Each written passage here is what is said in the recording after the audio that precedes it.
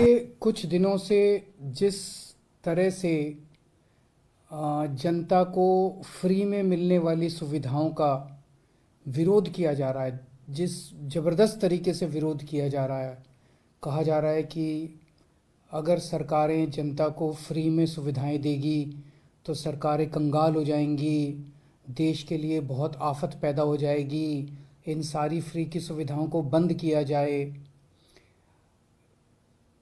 इससे एक मन में शक पैदा होता है केंद्र सरकार की आर्थिक हालत बहुत ज़्यादा कहीं ख़राब तो नहीं हो गई है।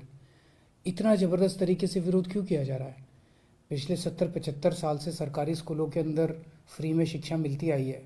पिछले 70-75 साल से सरकारी अस्पतालों में गरीबों को फ्री दवाइयाँ मिलती हैं, फ्री राशन हर महीने भेजा जाता है।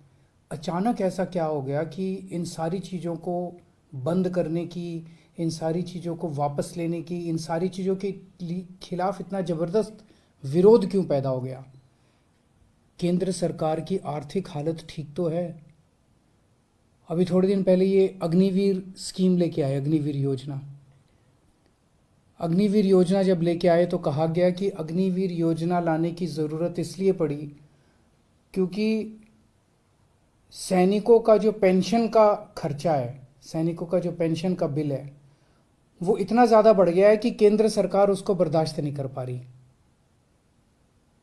आज़ादी के बाद से आज तक पहली बार ऐसा हुआ है कि कोई केंद्र सरकार ये कह रही है कि हमारे से सैनिकों की पेंशन का बिल बर्दाश्त नहीं कर किया जा रहा। आज तक कभी किसी सरकार ने ये नहीं कहा कि देश की सुरक्षा के लिए पैसे की कमी पड़ गई है। आज तक किसी सरकार ने ये नहीं कहा कि सैनिकों की पेंशन का पैसा हम नहीं दे पा रहे हैं। सैनिकों को पेंशन दे के हम एहसान नहीं करते। सैनिक हमारे ऊपर एहसान करते हैं जब वो बॉर्डर के ऊपर अपनी जान दांव पे लगाते हैं। ऐसा क्या हो गया केंद्र सरकार को कि केंद्र सरकार के ऊपर केंद्र सरकार अब सैनिकों के पेंशन की बिल भी, पेंशन, सैनिकों का पेंशन भी देने की हालत में नहीं बची है और उन्होंने उस पेंशन के बिल को ख़त्म करने के लिए अग्निवीर योजना लेके आए हैं। अभी कुछ दिन पहले कहा गया कि हर 5-5 साल में केंद्र सरकार केंद्रीय कर्मचारियों के लिए एक वेतन आयोग बनाती है। 8वां वेतन आयोग अभी बनने वाला था। 8वां वेतन आयोग, केंद्र सरकार ने कहा है कि अब हम 8वां वेतन आयोग नहीं बनाएंगे। 8वां वेतन आयोग क्यों नहीं? हर 10-10 साल में बनता है।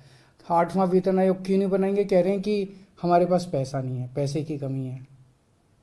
केंद्र सरकार के पास अपने केंद्र के कर्मचारियों का वेतन बढ़ाने के लिए भी पैसा नहीं बचा। कहाँ गया केंद्र सरकार का सारा पैसा? ऐसा केंद्र सरकार की इतनी बुरी क्या हालत हो गई है कि केंद्र सरकार के पास अपने कर्मचारियों को जो हर बार बढ़ाया जाता था, वेतन आयोग बिठाया जाता था, वो भी नहीं बिठा रहे। मनरेगा, देश के गरीब से गरीब आदमी जिसके घर में कुछ भी नहीं होता, उस व्यक्ति को सरकार साल में 100 दिन की दिहाड़ी का पैसा देती है। 100 दिन का काम देती है और फिर 100 दिन का पैसा देती है दिहाड़ी के हिसाब से। केंद्र सरकार कह रही है हमारे पास वो पैसा भी नहीं है देने के लिए। पिछले साल के मुकाबले इस साल उस पैसे में 25% की कटौती कर दी गई है। देश के सबसे गरीब, सबसे मजदूर आदमी, किसान मजदूर, रिमोट इलाकों में जो देश में रहते हैं, गांव में रहते हैं, वो लोग दिहाड़ी के हिसाब से साल में 100 दिन की दिहाड़ी करते थे और सरकार उनको गड्ढे खोदने का काम करते थे, कहीं कुछ सड़क बनाने का काम करते थे, उनको सरकार 100 दिन की दिहाड़ी दिया करती थी। उसमें भी कटौती कर दी गई है। सरकार कह रही है पैसा नहीं है।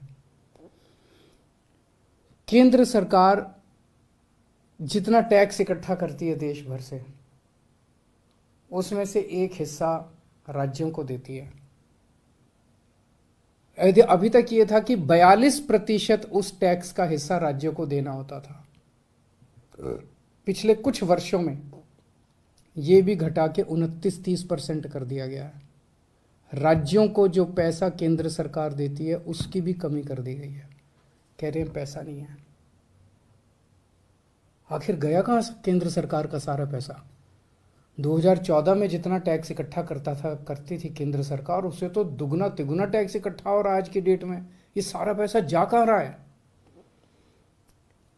आज़ादी के बाद से आज तक, अब 75 साल मना रहे हैं हम आज़ादी के, पहली बार एक गरीब आदमी की गेहूं और चावल के ऊपर टैक्स लगाया गया, खाने पीने की चीज़ों पे टैक्स लगाया गया है। कभी नहीं लगाया, किसी सरकार ने नहीं लगाया। सबसे क्रूर चीज है ये। एक बिल्कुल गरीब आदमी, एक भिखारी जिसके पास कुछ नहीं होता, वो भी मार्केट से जब गेहूं और चावल अब खरीद के लाएगा, उसको उस पर टैक्स देना पड़ेगा। किसी सरकार ने इतना क्रूर कदम नहीं उठाया था। गेहूं पे टैक्स लगा दिया, चावल पे टैक्स लगा दिया, गुड़ के ऊपर टैक्स लगा दिया, शहद पे टैक्स लगा दिया, छाछ पे टैक्स लगा दिया, लस्सी पे टैक्स लगा दिया, दही पे टैक्स लगा दिया, पनीर पे टैक्स लगा दिया। क्या जरूरत पड़ गई? क्या ऐसी क्या हालत हो गई केंद्र सरकार की कि गरीब से गरीब आदमी के खाने के ऊपर टैक्स लगाने की नौबत आ गई, जो आज तक 75 साल में कभी नहीं हुआ था।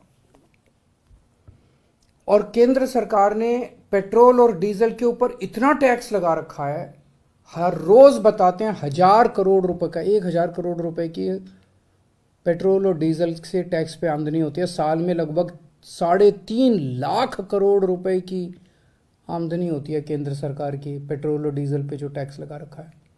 कहाँ गया ये सारा पैसा?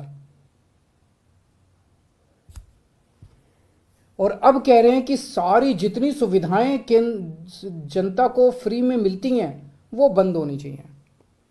सारे सरकारी स्कूल या तो बंद किए जाएं और या सारे सरकारी स्कूलों में बच्चों से फीस ली जाए, ऐसा कह रहे हैं ये लोग।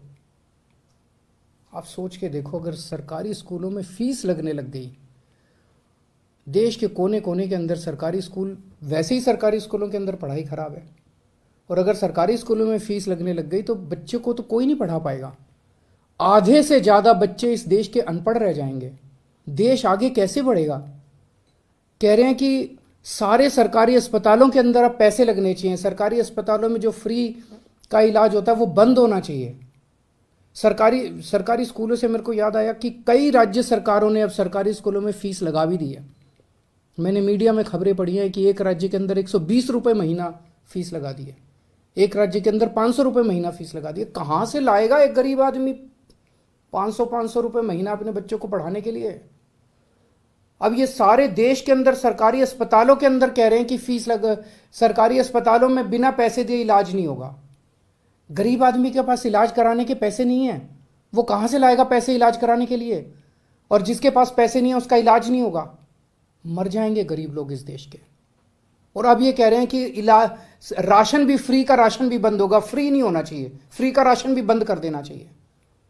75 साल तक जितनी केंद्र सरकारें आई, किसी को ऐसा घाटा नहीं हुआ कि फ्री का राशन बंद कर दिया गया। कब से मिल रहा है फ्री का राशन? कब से राशन की दुकानें कब से हैं? अब ये फ्री का राशन भी बंद करना चाहते हैं। प्रश्न उठता है, ये सारा पैसा केंद्र सरकार का गया कहां? 2014 में लगभग केंद्र सरकार का 20 लाख करोड़ का बजट होता था। आज केंद्र सरकार का लगभग 40 लाख करोड़ का बजट है। तो ये सारा पैसा जा कहां रहा है? इन्होंने अपने दोस्तों के, इन्होंने बहुत सुपर रिच लोगों के, जो अरबपति लोग हैं, ऐसे ऐसे लोगों के इन्होंने 10 लाख करोड़ रुपए के कर्जे माफ कर दिए। सरकारी पैसे से इन्होंने, इनमें जितने के कर्जे माफ किए, कई इनके दोस्त हैं, सरकारी पैसे से इन लोगों ने सुपर रिच लोगों के, अरबपति लोगों के 10 लाख करोड़ रुपए के कर्जे माफ कर दिए। किसी के 7,000 करोड़ रुपए माफ कर दिए, किसी के 10,000 करोड़ रुपए माफ कर दिए, किसी के 5,000 करोड़ रुपए माफ कर दिए। क्यों? अगर ये कर्जे माफ नहीं किए जाते, इतने करोड़ों करोड़ों हजारों लाखों करोड़ रुपए के अगर कर्जे माफ नहीं किए जाते, तो इनको खाने पीने की चीजों के ऊपर टैक्स लगाने की जरूरत नहीं पड़ती। अगर ये लाखों करोड़ों रुपए के कर्जे माफ नहीं किए जाते, तो आज इनके पास सेना के जवानों की पेंशन देने के लिए पैसे की कमी नहीं पड़ती।